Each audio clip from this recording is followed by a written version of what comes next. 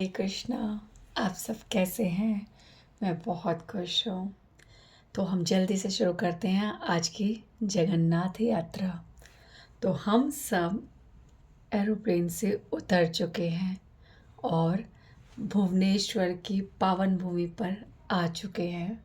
तो पिछली बार हमने एयरपोर्ट पे उतरते ही, एरोप्लेन से नीचे उतरते ही, वहीं उसी स्थान पर, रनवे वाली जगह पर ही हमने लिंगराज जी यानी महादेव को और गौरांग महाप्रभु के जहाँ चरण पड़े हैं उस भूमि को हमने पहले प्रणाम किया।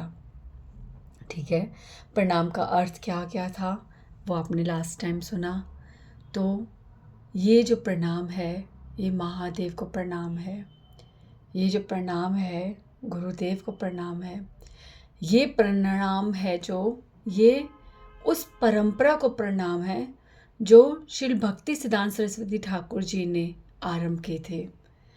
भक्ति सिद्धांत सरस्वती ठाकुर जी जो श्री प्रभुपाद जी के गुरु हैं, उन्होंने ये परंपरा आरंभ की थी। वो जैसे ही कभी भी कहीं बाहर से आते थे, और प्रभुपाद जी भी ऐसे करते थे, ट्रेन से उतरते ही या प्लेन से उतरते ही सबसे पहले प्रणाम करते थे महादेव को।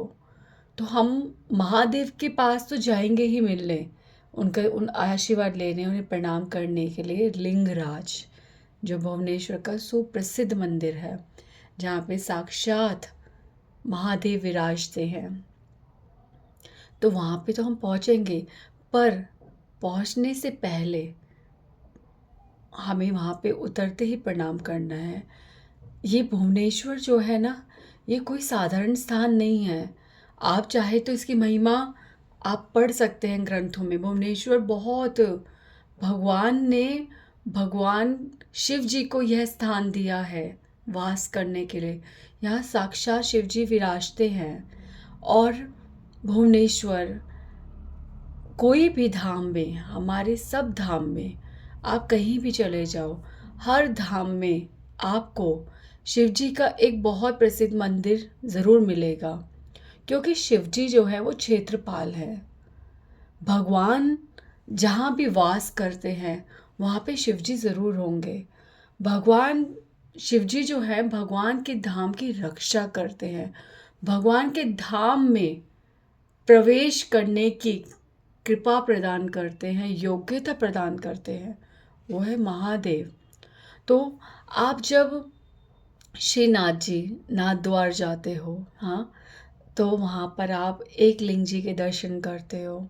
ठीक है, रामेश्वरम में भी आप शिव जी के दर्शन करते हो, और वृंदावन में गोपेश्वर महादेव। ठीक है, कहीं भी आप जाओगे आपको शिव जी ज़रूर मिलेंगे। ऐसे ही जगन्नाथपुरी धाम में हमारे लिंगराज जी का मंदिर है जहाँ पे शिव जी है।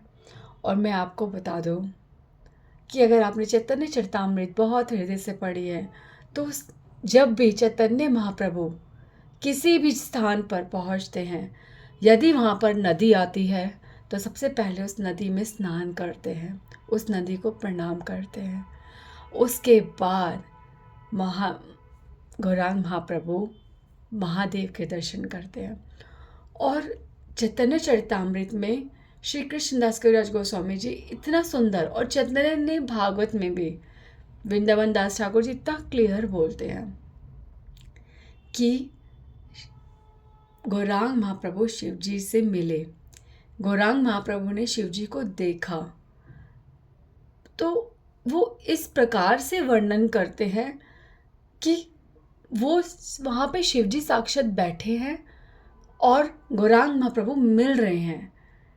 आप वर्णन सुनोगे तो बहुत ही हैरानी होगी कि दर्शन करने गए, इस तरह के शब्द नहीं लिखे, देखा, मिले,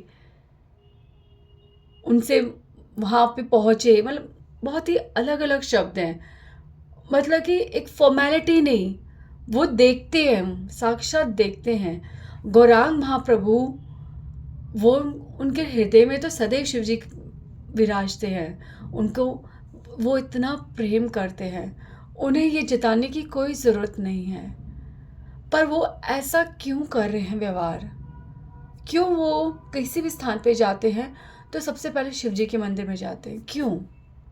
क्योंकि वो हमें सिखा रहे हैं कि शिव जी की कृपा के बिना भगवान के हृदय में प्रवेश करना अत्यंत कठिन है।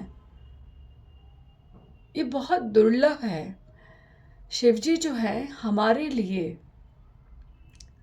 हमारे हृदय की जो गांठें हैं उसे खोलते हैं, हमें अहंकार से दूर करते हैं, हमारे हृदय को पवित्र करते हैं, हमें एक ऐसी दृष्टि प्रदान करते हैं जिससे हम भगवान के दर्शन करें। हमें एक ऐसा उत्सुक हृदय देते हैं जिसकी वजह से हम भगवान के दर्शन के लिए तड़पते हैं। तो ऐसे महादेव के दर्शन करते हैं हमेशा गौरांग महाप्रभु। ठीक है, तो हम उसी परंपरा का पालन कर रहे हैं और उसी परंपरा को भक्ति सिद्धांत सरस्वती ठाकुर जी, भक्ति विनोद ठाकुर जी भी, और श्रील प्रभुपाद जी और हमारे सारे गुरुदेव सब उसको, उस परंपरा को पालन करते हैं। तो हमें भी उसका पालन करना है। और प्लीज़ दर्शन करने नहीं जाना, शिव जी से मिलने जाना है। ऐसा फील करना है कि शिव जी से मिलने जा रहे हैं हम साक्षात उनको देखेंगे, उनसे प्रार्थनाएं करेंगे, उनसे कहेंगे कि प्लीज़ हम पे बहुत कृपा करो कि हम जगन्नाथ जी के दर्शन कर पाए, जगन्नाथ जी को महसूस कर पाए, धाम के कण कण में हम भगवान का अनुभव कर पाए। तो महादेव, ठीक है, जब गौरांग महाप्रभु भुवनेश्वर आते हैं और लिंगराज जी के दर्शन करते हैं, बहुत अद्भुत वर्णन है चैतन्य भागवत में उसका, बहुत सुंदर। चैतन्य महाप्रभु इतना नृत्य करते हैं, इतने आनंद विभोर हो जाते हैं जैसे कि साक्षात शिव जी के सामने है, मतलब कि कोई इमेजिनेशन नहीं है। और शिव जी को देखकर इतना प्रसन्न होते हैं और हमारे को ये शिक्षा देते हैं कि शिव जी के बिना कुछ भी संभव नहीं है। डोंट थिंक कि मैं कुछ ज़्यादा बोल रही हूँ या आवश्यकता नहीं है या कहीं बाहर जाके बोल रही हूँ या कुछ और स्थापित कर रही हूँ। नो, बिल्कुल भी नहीं, कतई ही नहीं। हम प्रभुपाद जी को, हम भक्ति सिद्धांत सरस्वती ठाकुर जी को, हम भक्ति विनोद ठाकुर जी को अगर समझते हैं, उनसे प्रेम करते हैं, यदि हम शास्त्रों का अध्ययन बहुत हृदय से कर रहे हैं, तो हमारे हृदय में शिव जी के चरणों के लिए अत्यंत दुर्लभ प्रेम जागेगा। ये बहुत ही बड़ा एक सिम्टम है। जैसे बुखार होता है तो शरीर गर्म होता है, ऐसे ही ये एक सिम्टम है कि अगर हम भगवान के प्रति प्रेम कर रहे हैं, भगवान की भक्ति कर रहे हैं, तो हृदय में शिव जी के प्रति प्रेम, सम्मान, भक्ति हृदय में जागेगी ही। ये असंभव है, असंभव। अगर ऐसा नहीं हुआ या आप ऐसा महसूस नहीं करते या आप इसे आवश्यक नहीं समझते या आप इसको भक्ति विरोधात्मक क्रिया समझते हैं या आप सोचते हैं ये अशास्त्रिक है, आप कुछ भी ऐसा समझते हैं, तो आप अभी तक भक्ति नहीं कर रहे। कोई भी तर्क नहीं है। बड़े से बड़े भक्त कोई अपने आप को मान ले, जान ले, प्रूफ कर ले, दुनिया मान ले, पर यदि उसके हृदय में शिव जी के प्रति भक्ति नहीं है, उसके मुख पर शिव जी का गुणगान नहीं होता, तो वो कृष्ण भक्त, वो राम भक्त नहीं हो सकता। ये साधारण मनुष्य को ये जान लेना चाहिए। अगर कोई शिव जी का गुणगान करता है, वो ही कृष्ण भक्ति, वो ही राम भक्ति, वो ही गौरांग भक्ति को जानता है। ये सत्य है। चैतन्य भागवत में आप पढ़ो तो सही, श्री वृंदावन दास ठाकुर जी कितना हृदय खोल कर, जैसे कि वो रो रहे हों, उनके उनके अश्रु प्रवाह हो रहे हों, इतनी भावनात्मक टिप्पणियां दे रहे हैं वो, कि कोई नित्यानंद प्रभु और गौरांग महाप्रभु पे यदि भेद कर दे तो कितना बड़ा पाप हो, कोई कृष्ण बलराम में भेद कर दे तो कितना बड़ा पाप हो, कोई राम लक्ष्मण में उन दोनों के प्रेम में भेद करे तो कितना बड़ा पाप हो। वो ही पाप है कि भगवान राम और कृष्ण को शिव जी से अलग समझना, शिव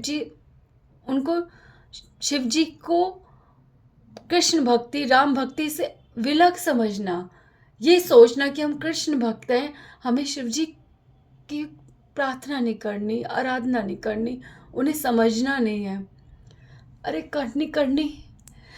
करनी वर्ड क्या है? भगवान स्वयं करवाते हैं, भगवान स्वयं महिमा दिखाते हैं। भक्तों की महिमा जब तक नहीं समझेंगे तब तक भगवान की महिमा समझ नहीं आ सकती। और परम भक्त, परम वैष्णव, महादेव, उनको नहीं जानेंगे तो जीवन में कराई क्या? शिव जी एक ढाढ़स देते हैं, एक बल देते हैं कि मैं तुम्हारे को कृष्ण भक्ति प्रेम भक्ति तुम्हारे हृदय में दृढ़ करके ही दिखाऊंगा। उनका और कार्य क्या है? वो तो ढूंढते हैं कि कोई उनसे उनके मानस, उनके हृदय की कथा को सुने। उनसे ज़्यादा कथा कौन करता है? एक बार शिव जी हृदय में विराजित हो जाए तो केवल भगवत कथा ही हृदय में गूंजती है। तो ऐसी कृपा शिव जी की हमें चाहिए। हमें शिव जी से प्रेम होना ही चाहिए, तभी हम भक्ति कर पाएंगे। तो इतनी इम्पोर्टेंस जानने के बाद भी मैं एक चीज़ बोलूँगी कि भुवनेश्वर में हमें लिंगराज जी के पास जाना है, पर एक परिस्थिति है। परिस्थिति ये है कि महादेव बहुत करुणामय हैं। पूरा दिन उनका मंदिर खुला हुआ है, जिस समय भी चाहे हम वहाँ जा सकते हैं, उनके दर्शन कर सकते हैं, कोई विघ्न नहीं है।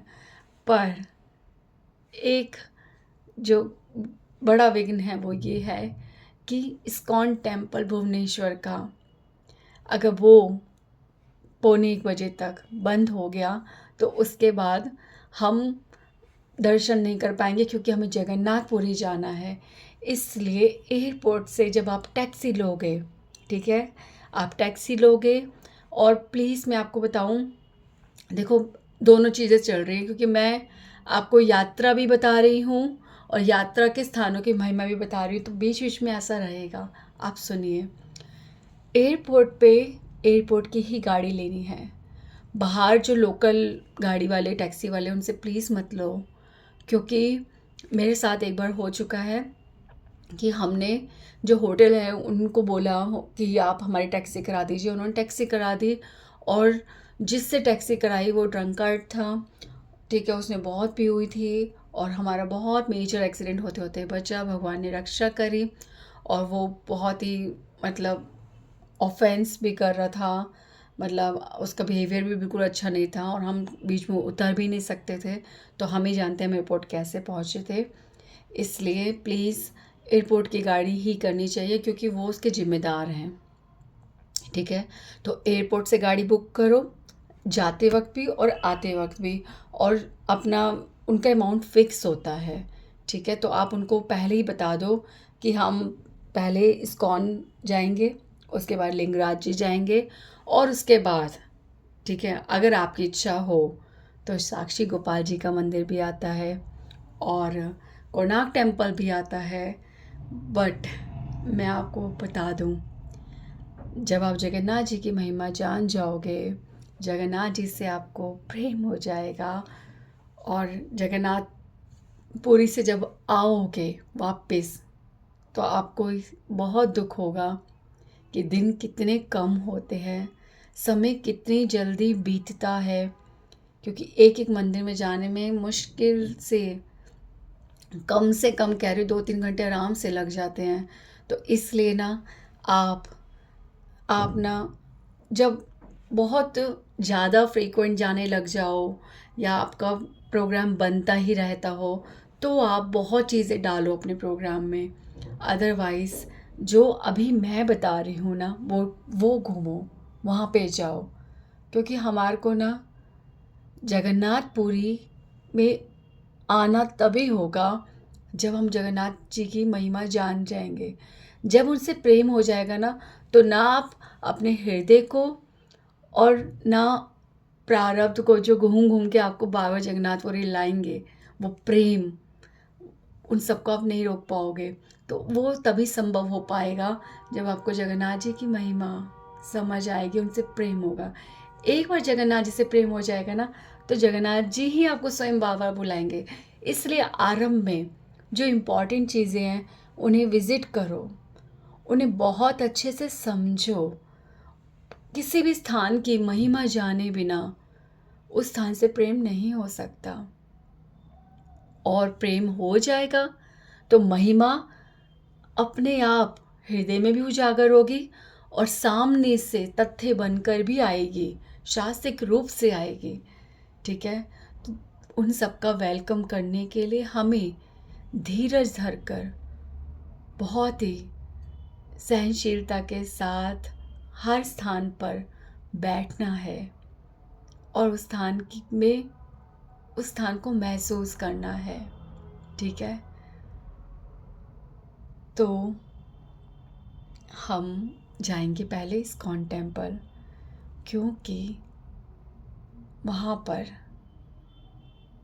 वो इस्कॉन टेम्पल है।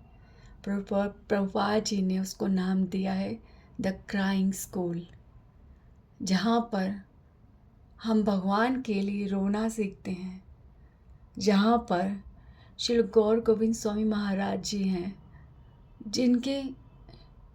जिनके चरणों में अपार कृपा है, अपार कृपा। उस कृपा को अगर हमने स्पर्श कर लिया तो हमारे जीवन में परिवर्तन आ जाएगा। ऐसा परिवर्तन जो एक स्पॉन्टेनियस सा होगा, नेचुरल, बिना किसी फोर्स के, जो हमारी इच्छा बन के परिवर्तन होगा। कोई जोर ज़बरदस्ती नहीं, कोई त्याग नहीं, जो एक सुंदर वैराग्य होगा, एक ऐसा परिवर्तन। तो गौर गोविंद स्वामी महाराज जी, प्रभुपाद जी ने गौर गोविंद स्वामी महाराज जी को भुवनेश्वर मंदिर बनाने की आज्ञा दी थी। और ये बहुत बहुत सुंदर कथा है। मैंने गौर गोविंद स्वामी महाराज की जब कथा की थी उसमें भी मैंने बहुत कुछ बताया है। गौर गोविंद स्वामी महाराज की बुक्स, उनके लेक्चर और अचिंत्य शक्ति, ठीक है, ऐसे करके एक चैनल है, उस पर एक प्रभु जी हैं, बहुत सुंदर बोलते हैं, बहुत महिमा बताते हैं गौर गोविंद स्वामी महाराज जी की। प्लीज़ आप उसे सुनो, आपको बहुत प्रेम हो जाएगा। तो अभी मैं एक नॉर्मल वे में चलती हूँ और फिर देखते हैं भगवान जी हमें क्या क्या बताते हैं। तो हम बढ़ते हैं। पहले तो मैं आपको बताती हूँ कि जब मैं पहली बार गई थी तो इस्कॉन टेम्पल, मैं उस टाइम पे जब गई थी तो वो वहाँ पर गौर गोविंद स्वामी महाराज जी की और प्रभुपाद जी की कुटिया बनी हुई थी। बहुत सुंदर कुटिया, बहुत नेचुरल, मिट्टी की बनी हुई, और बाहर वॉल पर हमारे पंच तत्व श्री कृष्ण चैतन्य, प्रभु नित्यानंदा, श्री अद्वैत, गदाधर, श्रीवास आदि, उन सब का एक चित्र बना हुआ था और बहुत सुंदर चित्र था। गौर गोविंद स्वामी महाराज की प्रतिमा वहाँ पर रखी थी, और दूसरी कुटिया जहाँ जो प्रभुपाद जी जब वहाँ पे रहे थे, उस कुटिया को जो गौर गोविंद स्वामी महाराज ने अपने हाथों से बनाया था, उस कुटिया में प्रभुपाद जी की मूर्ति थी। बहुत सुंदर दर्शन हुए थे। मैं जब पहली बार वहाँ पे मंदिर में गई थी, तो मैं गौर गोविंद स्वामी महाराज के बारे में कुछ भी नहीं जानती थी, कुछ भी नहीं जानती थी। बट पता है आपको, हम जब ऐसे पवित्र स्थानों पर पहुँचते हैं, हमें पता ही नहीं होता हम क्या क्या लेके आ जाते हैं। जैसे लोहे को घुमाओ, चुंबक को घुमाओ तो आसपास जो लोहा होता है सब चिपक जाता है। जैसे अगर कोई ऑयली चीज़ हो तो पॉल्यूशन अपने आप आके उस पर चिपक जाता है। और भी आप कुछ भी कह लो, जो जिस पे नेचुरल से सब कुछ आके चिपक जाता हो। ऐसे ही ना, जब हम किसी पवित्र स्थान पे धाम में जाते हैं ना, तो हमारी आत्मा पे कृपा के कण चिपक जाते हैं। और वो कृपा के कण ना, हमें पता ही नहीं है कि वो हम पे क्या प्रभाव डाल रहे हैं। आत्मा कब पवित्र होना शुरू हो जाती है, आत्मा कब संतुलन पाना शुरू हो जाती है, आत्मा कब भक्ति की ओर बढ़ने लगती है, और कैसे सुकृतियाँ इकट्ठी होती हैं और ऐसी स्थिति बनती है कि हम भक्ति की ओर बढ़ने लगते हैं, भक्ति करने के कारण उत्पन्न होने लगते हैं, भक्ति की ओर आकर्षण होने लग जाता है। ऐसा सब तब होता है जब हम ऐसे पवित्र स्थानों पे पहुंचते हैं। तो मैं बिल्कुल अज्ञात, मुझे कुछ नहीं पता, मुझे बस इतना पता था कि मैं इस्कॉन टेम्पल विज़िट कर रही हूँ।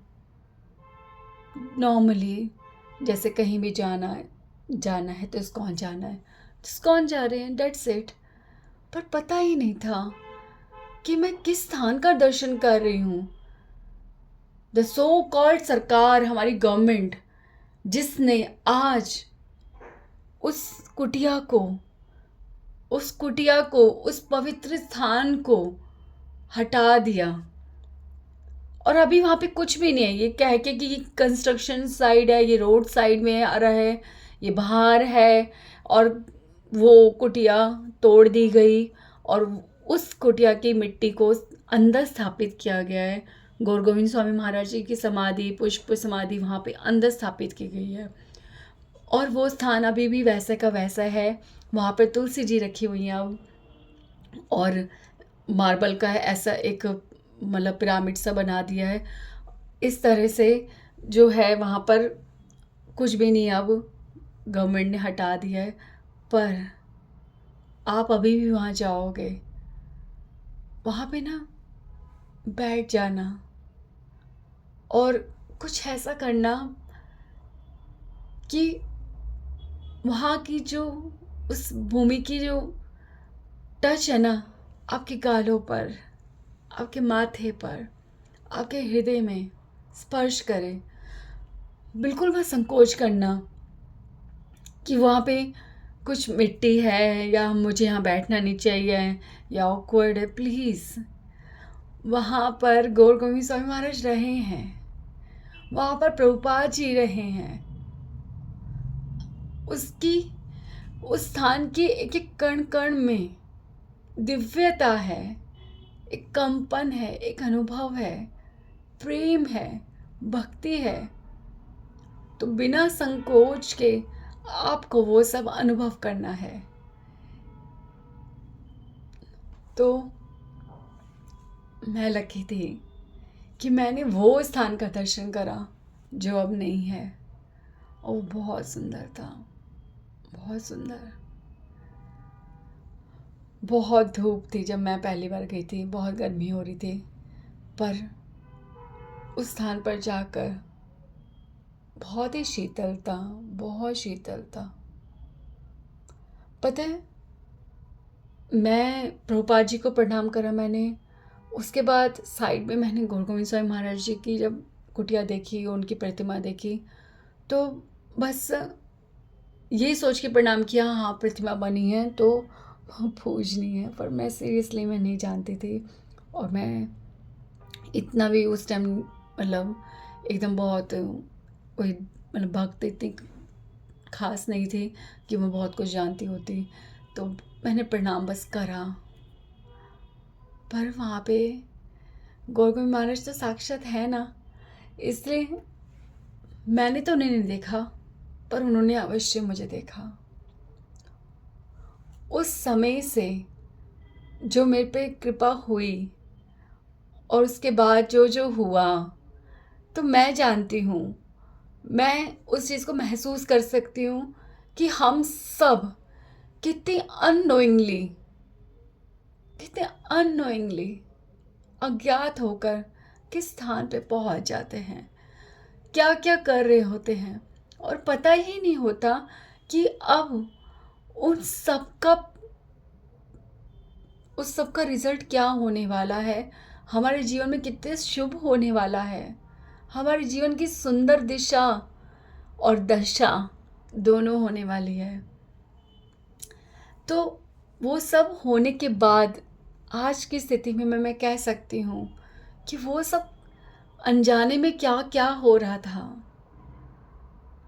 आप सब जब जगन्नाथपुरी जाओगे तो आप भाग दौड़ करोगे, अब सोचो कि इस्कॉन बस जल्दी जल्दी करो, प्रसाद खाना है, मंदिर बंद हो जाएगा, निकलना है, लिंगराज जी जाना है, मंदिर वहाँ जगन्नाथपुरी पहुँचना है, अरे नहीं नहीं यहाँ से जगन्नाथपुरी के दर्शन भी हो जाए मंदिर में जाके, बहुत प्लानिंग चल रही होती है।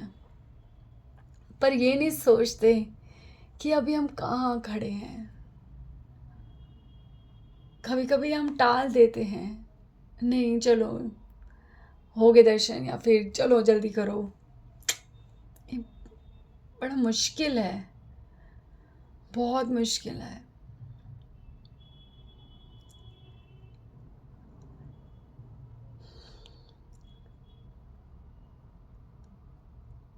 जितनी देर तक हम संत के सामने बैठ सकते हैं ना, हमें बैठना चाहिए।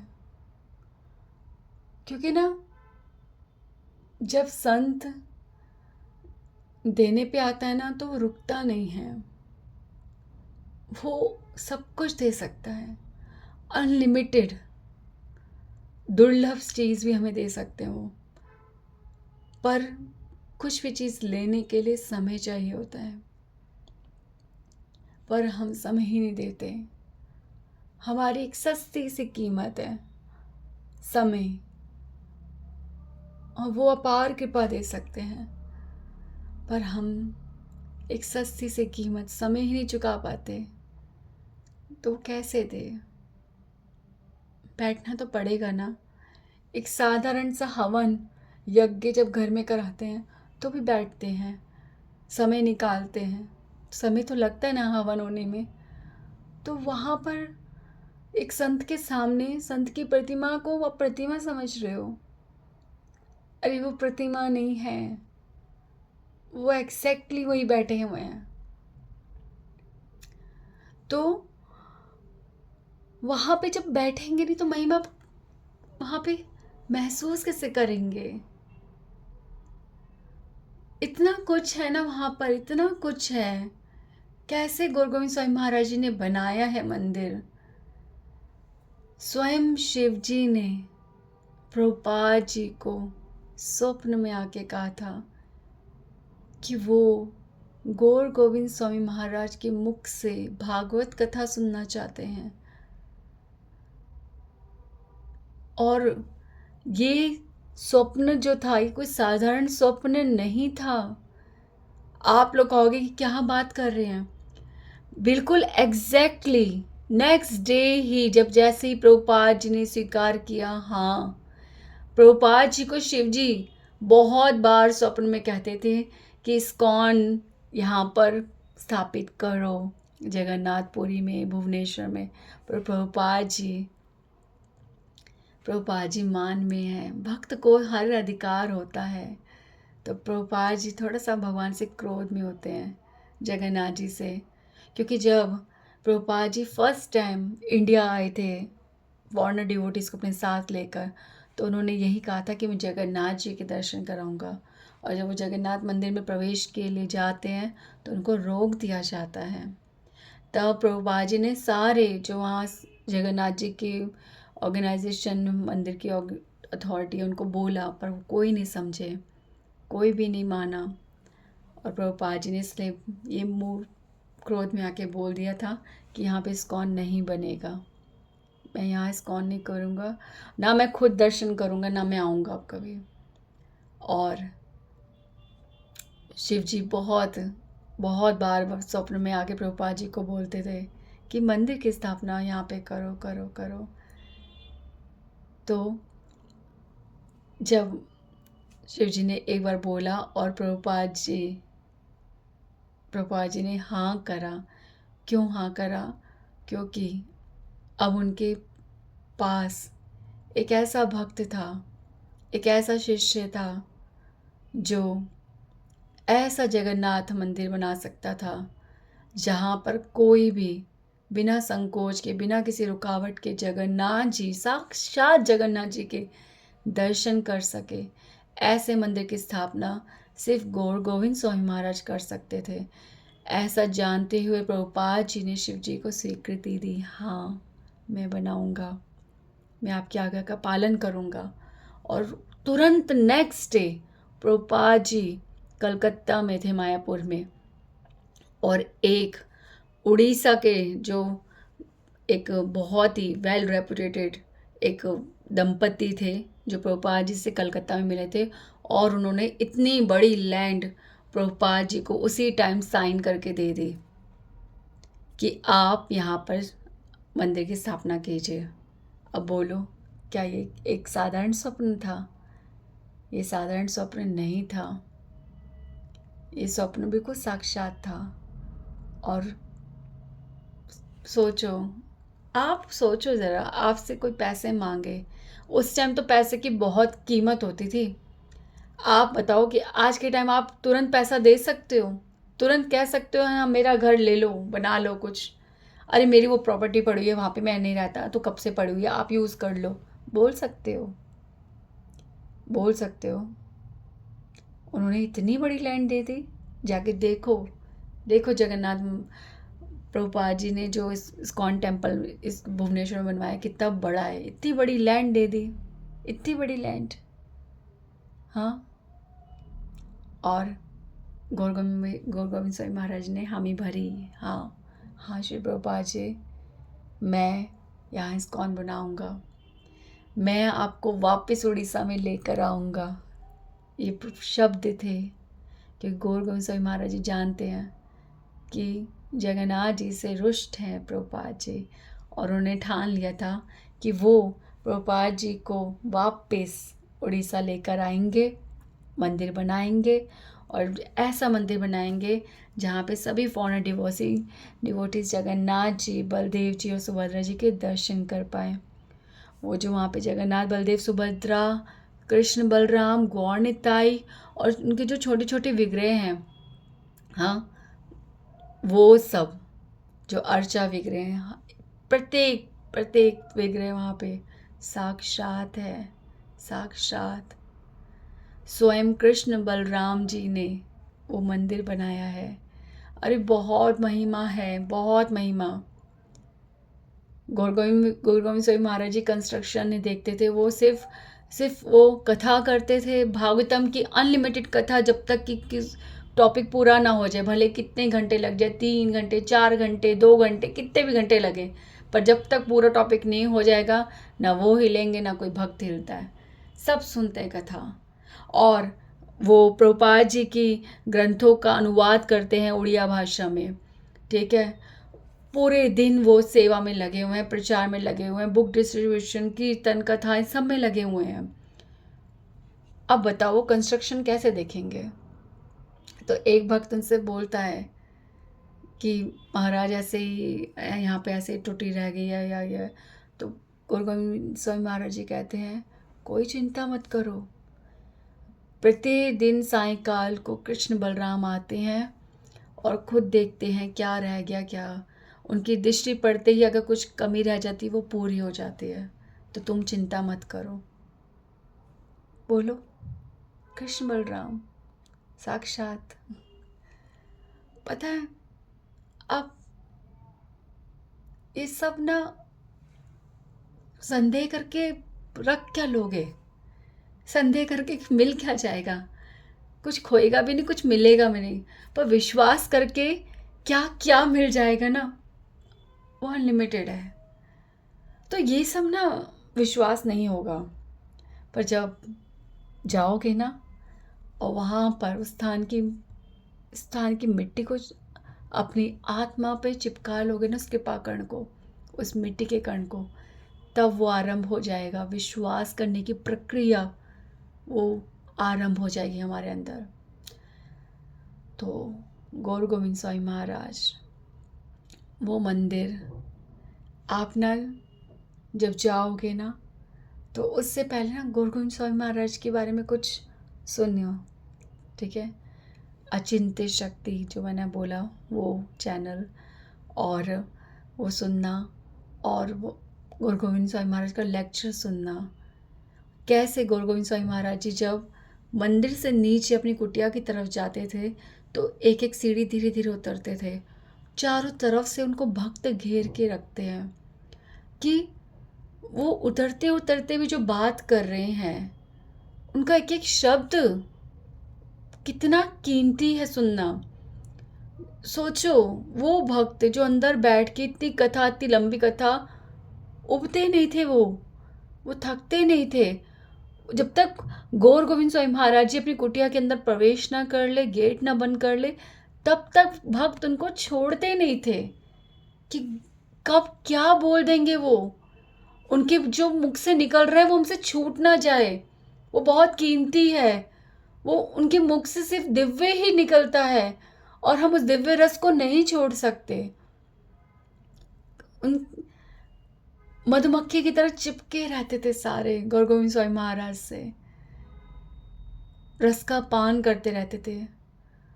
तो ऐसे वो आप जब लेक्चर देखोगे ना, रॉयल स्टेयर्स करके ना, आप ऐसे एपिसोड्स है, रॉयल स्टेयर्स 1 2 ऐसे 32 तक है।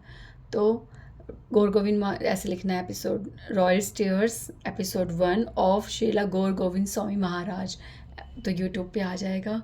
1 2 3 और 5 5 6 6 7 मिनट ऐसे ऐसे होता है। वो सुनना एक एक बात का जवाब कितना शास्त्रिक, कितना मार्मिक, और एकदम हृदय के भीतर तक समझ आ जाए, ऐसे गौर गोविंद स्वामी महाराज जी की वाणी होती है। तो आप मंदिर जब जाओगे, फिर आपको दिखेगा कि वो कुटिया यहाँ पे थी, ये वो स्थान था जहाँ पर गौर गोविंद स्वामी महाराज बाहर बैठते थे, ये वो मार्ग था जिस पर उनके रोज़ चरण पड़ते थे। आप वो सीढ़ियों को देखोगे, वो लम्हा देखोगे कि आप वहाँ खड़े हुए हो, और देखोगे कि कैसे गौर गोविंद स्वामी महाराज जी ऊपर आ जा रहे हैं, कैसे वो धीरे धीरे नीचे उतर रहे हैं। अंदर जाओगे, देखोगे कि यहाँ बैठकर वो लेक्चर करते थे, कैसे वो यहाँ पर प्रणाम करते थे। बिल्कुल सब कुछ वैसे ही है जैसे वो अभी यहीं पे होंगे। तो इस्कॉन टेम्पल, वहाँ पर द क्राइंग स्कूल, वहाँ से आरंभ होगा कि कैसे भगवान के लिए रोया जाता है, भगवान से विरह कैसे महसूस हो। आप ये सोचो, अगर आप भक्ति करते हो ना, तो अवश्य आपके हृदय में ये प्रश्न आया होगा कि जिससे कभी मिले ही नहीं, जिसको कभी देखा ही नहीं, जिस पर अभी तक विश्वास ही नहीं हुआ, उसके लिए कैसे रोया जाए। ये बहुत बड़ा प्रश्न है कि भगवान से विरह महसूस करना चाहिए, सेपरेशन फील करना चाहिए हमें, पर कैसे महसूस करें जिससे हम अभी मिले ही नहीं, उससे सेपरेशन कैसे महसूस हो। तो ये सब जो प्रश्न है ना, ये बहुत पीड़ा देते हैं कि चैतन्य महाप्रभु, श्री प्रभुपाद जी, सभी सारे समस्त शास्त्र, भागवतम सब विरह की बात करते हैं, पर ऐसा विरह मेरे हृदय में एक कण मात्र के लिए भी अनुभव नहीं हुआ अभी तक। कैसे होता है विरह? ये बार बार जो चीज़ है ना, पीड़ा देती है। तो इस पीड़ा को सफल करना, इस पीड़ा के बीज जो हैं वो इस स्थान पर जाकर पड़ते हैं। एक अश्रु ज़रूर लेकर आना, एक अश्रु की प्रैक्टिस ज़रूर करना, और नहीं भी करोगे तब भी उन अश्रुओं के बीज ज़रूर पड़ जाएंगे, जिसके बाद आप भगवान से विरह महसूस करना आरंभ कर दोगे। कितनी अजीब बात है कि अभी आप जगन्नाथ जी से मिले ही नहीं, और उस क्राइंग स्कूल में जाकर आपको विरह पहले महसूस होगा, और फिर आपको वहाँ जगन्नाथपुरी जाकर मिलन महसूस होगा। एक सुंदर यात्रा कि विरह के बीज पड़ेंगे गौर गोविंद स्वामी महाराज जी की कृपा से। फिर महादेव के पास जाएंगे, उस पर कृपा का जल डालेंगे। हाँ, और वो जो जगन्नाथ मंदिर में जब हम पहुंचेंगे तो वो जो विरह का अश्रु जो हमारे हृदय में जो फलित हो चुका है, जिसका अनुभव हम अभी नहीं कर पा रहे हैं, उस विरह का फल भी मिल जाएगा, और वो होगा जगन्नाथ जी से मिलना महसूस होगा। मिलेंगे हम, ये मिलना महसूस होने वाला है। तो कोई चीज़ अब दूर होती है तभी मिलना महसूस होता है, और ये जो है ना, ये कोई साधारण नहीं है। गौर गोविंद स्वामी महाराज के पास जाना पहले, फिर लिंगराज जी के पास जाना, फिर जगन्नाथपुरी पहुंचना, ये बिल्कुल भी साधारण बात नहीं है। ये एक मार्ग है, मार्ग। और इस मार्ग में प्लीज़ ऐसे ही चलना, कोई शॉर्टकट मत मारना। सीधे पहुंच जाओगे ना, जैसे आप कहीं ट्रैवल करते हो ना, अगर सोचो आप घर से गाड़ी में बैठे और सीधा आप गाड़ी से आँख तभी खोलो और आपको मंजिल मिल जाए, तो कहोगे ओ पहुंच गए। ना रास्ते देखे, ना कहीं उतरे, ना कहीं खाया पिया, ना कुछ फ़ोटो शोटो है, कोई इन्जॉयमेंट नहीं, सीधा पहुंच गए। नहीं नहीं नहीं, ये सफ़र नहीं था। तो सफ़र रुक रुक के एंजॉय करके ही करना चाहिए। तो जगन्नाथ जी पहुंचने तक, जगन्नाथपुरी तक पहुंचने तक ये सफ़र ऐसे ही चलना चाहिए। ये आपके लैंडमार्क्स हैं, ये आपके बीच बीच में जो लैंडमार्क्स हैं, यहाँ पे रुकना है और जैसे बोल रही हूँ वैसे करना है। भैया मेरे को तो जगन्नाथ जी से बहुत प्रेम है, तो मेरा वाला प्रेम महसूस करना है, तो मैं जैसे कह रही ना वैसे करो please. I request you Jagannath ji से इस प्रकार से प्रेम करना। मिल जाएगा, बहुत आसानी से मिल जाएगा, बहुत आसानी से। वो बहुत कृपालु हैं। ये जो मार्ग में जो ये कृपा के स्तंभ खड़े हुए हैं ना, ये बहुत सब चीज़ें सुलभ बना देते हैं। तो प्लीज़ गौर गोविंद स्वामी महाराज के बारे में अलग से कुछ बोलूँगी, एक पूरा कंप्लीट, ठीक है, नहीं तो जगन्नाथपुरी यात्रा आरंभ भी नहीं हो पाएगी। तो प्लीज़ गौर गोविंद स्वामी महाराज के पास जाना, और अब जो उनकी समाधि का मंदिर बना हुआ है वहाँ पे बैठना, उनके सामने उनसे प्रार्थनाएं करना, उन्हें देखना, उन्हें मुस्कुराते हुए देखना। आपको एक छोटी सी चीज़ बताऊँ, हाँ आपको अजीब लगेगा, आप कहोगे मैं बहुत फेक बोलती हूँ, पर बोलने दो ना, पागल हूँ तो क्या हुआ, कोई बात नहीं।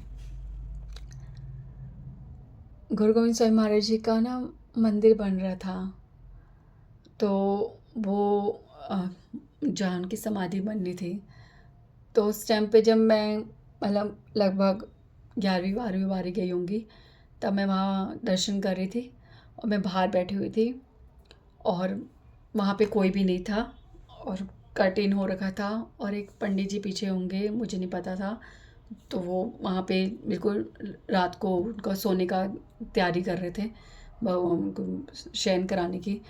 तो उसके बाद मैं बाहर बच्चों को गुरु गोविंद स्वामी महाराज के बारे में बता रही थी, और प्रणाम कर रही थी और फिर मैंने हम माला कर रहे थे।